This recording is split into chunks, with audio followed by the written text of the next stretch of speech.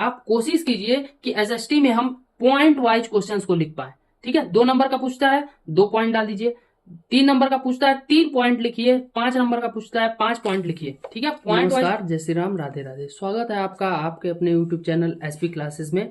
तो सब आज हम बताने वाले हैं कि सोशल साइंस की कॉपियां कैसे चेक होती हैं और किस प्रकार से इसमें नंबर दिए जाते हैं और किस तरीके से आप लिखे जो कि ज्यादा से ज्यादा नंबर्स गेन कर पाए। हम अपने कोचिंग के एक बच्ची का आपको दिखाने वाले हैं टेस्ट कॉपी जिसने 74 मार्क्स गेन किया है। 70 मार्क्स इसने थ्योरी में गेन किया है और 4 मार्क्स इसने मैथ प्रैक्टिस में, जो कि 5 नंबर का होता है, इसमें से 4 मार्क्स उसने गेन किया है 80 में से। तो 80 में से इसने 74 मार्क्स गेन किया है। अगर ओवरऑल 20 नंबर हमारा स्कूल से मिल जाते हैं तो ओवरऑल 94 मार्क्स इसका होता है।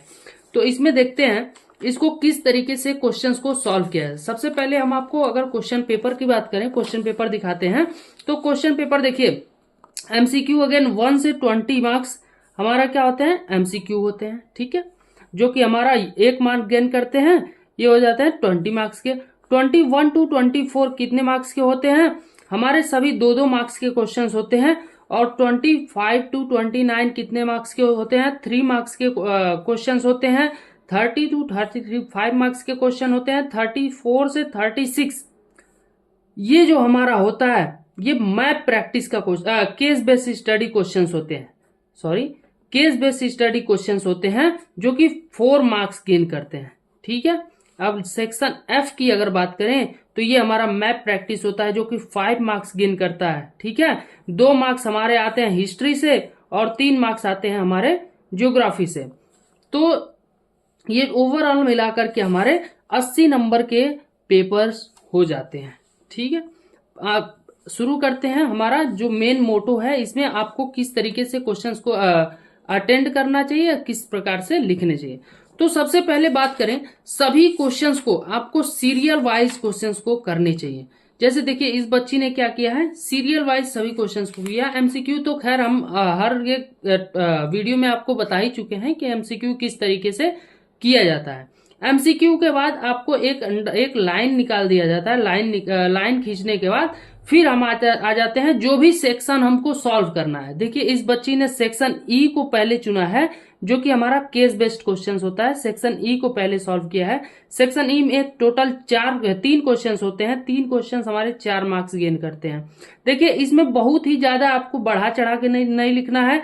हमारे पास केवल और एक पैरा रहेगा, पैरा को पढ़ करके फिर उससे रिलेटेड हमको छोटा छोटा क्वेश्चंस, ये हमारे 1 मार्क्स के होते हैं, ये 1 मार्क्स के होते हैं, ये हमारे 2 मार्क्स के होते हैं। ठीक है, तो ज्यादा बढ़ा चढ़ा करके लिखने की कोई आवश्यकता नहीं है, नंबर उतना ही मिलने हैं। ठीक है, नेक्स्ट वही केस बेस्ड स्टडी। हमारे क्वेश्चन नंबर 35 भी केस बेस्ड स्टडी है।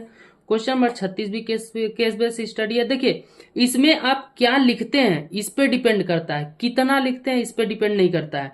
तो आप थ्रू द क्वेश्चन जो भी पूछा है, थ्रू द क्वेश्चन आप आंसर देने के कोशिश कीजिए। ठीक है, अच्छा सेक्शन ई के बाद बच्ची सेक्शन एफ सॉल्व की है। ठीक है, तो देखिए सेक्शन, कितने बच्चे क्या होते हैं, सेक्शन छोड़ देते हैं लिखना, जिससे टीचर को बहुत ही परेशानी होती है कॉपियां चेक करने में।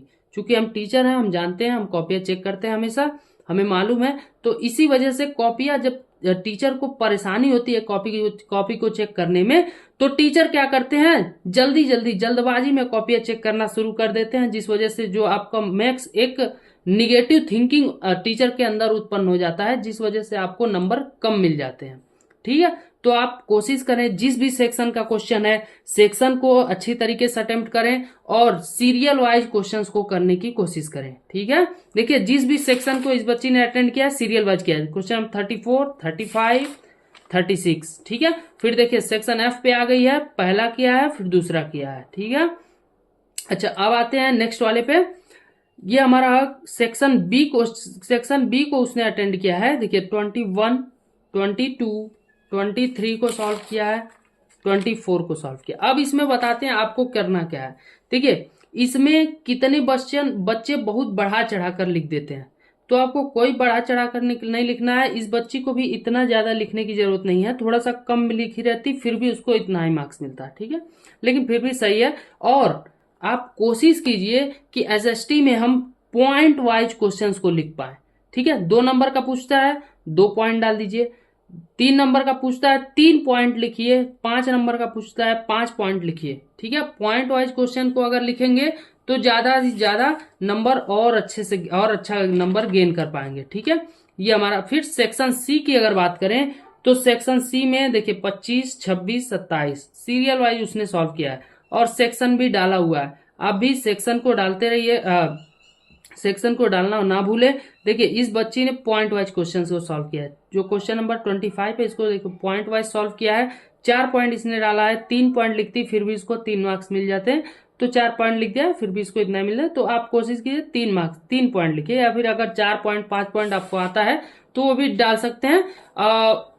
ये थोड़ा 4 पॉइंट 5 पॉइंट अगर आप डालेंगे तो ये थोड़ा सा आपका टाइम लेता है, इस लिखने की कोई आवश्यकता नहीं, लेकिन चाहिए अगर आपको एक आग में डाउट है तो आप लिख सकते हैं एक्स्ट्रा। ठीक है, बढ़ते हैं 26 की तरफ। तो ये भी हम बच्ची ने 3 पॉइंट लिखे हैं इसमें, और तीनों पॉइंट थ्रू द क्वेश्चन, जो भी क्वेश्चन पूछा हुआ है उसी के अकॉर्डिंग उसने आंसर का जवाब दिया है, जो भी है क्वेश्चन का जवाब दिया है। तो आप भी ऐसा ही कीजिए।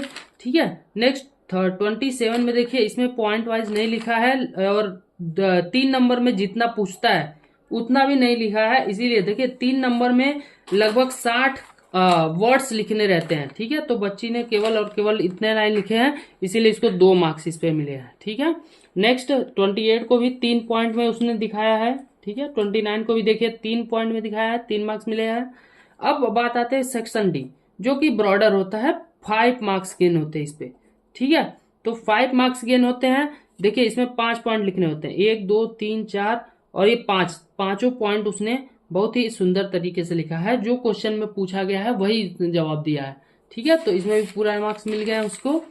क्वेश्चन नंबर 31 में देखिए उसने 1 2 3 4 5 पॉइंट तो लिखे हैं, लेकिन 5 पॉइंट में जो हमारा इसमें 1 पॉइंट हल्का सा छोटा रह गया है, इस वजह से इसको 1 नंबर इस पे कट गया है, तो इसमें 5 नंबर, इसको 4 नंबर मिले हैं। आगे बात करें तो ये भी जो है थोड़ा हल्का सा छोटा पॉइंट डाल दिया है इसने, इसीलिए इसको 4 मार्क्स गेन हुए हैं।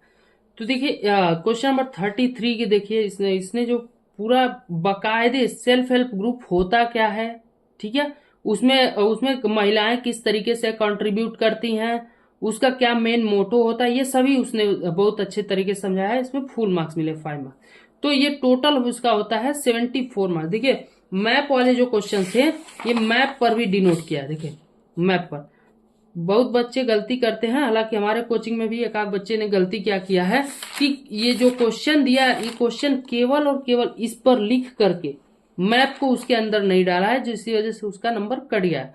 तो मैप पे जरूर डिनोट कीजिए और मैप पे डिनोट करके उसको अपने कॉपी के साथ बाइंड कर दिया कीजिए। ठीक है, तो आज के लिए इतना ही, धन्यवाद। जिस तरीके से देखिए हम ये पूरा हमारा जो भी 5 सब्जेक्ट होता है, science, math, Hindi, English, SST, ये पांचों का हम क्या कराते हैं, हम पांचों का टेस्ट पेपर लेते हैं। क्या गलतियां होती है बच्चों को वो समझाते हैं, सिखाते हैं, और उसको और अच्छे तरीके से लिखने का तरीका बताते हैं, किस तरीके से अच्छे तरीके से मार्क्स गेन कर पाए वो। ये सब हमारे कोचिंग में सिखाए जाते हैं। तो अगर आप हमसे आकर के हमसे कोचिंग पढ़ना चाहते हैं, हमसे आकर के मिलना चाहते हैं, हमसे कोई भी अगर आप हमसे डिस्कशन करना चाहते हैं अपने पेपर के लिए, या फिर पेपर से रिलेटेड कुछ भी पूछना चाहते हैं, कोई भी डाउट हो, हमसे आप डायरेक्ट कांटेक्ट कर सकते हैं। हमारे डिस्क्रिप्शन बॉक्स में जो भी हमारा कांटेक्ट नंबर है दिया हुआ है। हम आपकी कोशिश करेंगे जल्द से जल्द आपके जो भी डाउट्स हैं उस पर हम एक वीडियो लेकर के आए। आप डाउट कमेंट बॉक्स में भी छोड़ सकते हैं। बस आज के लिए इतना ही, धन्यवाद।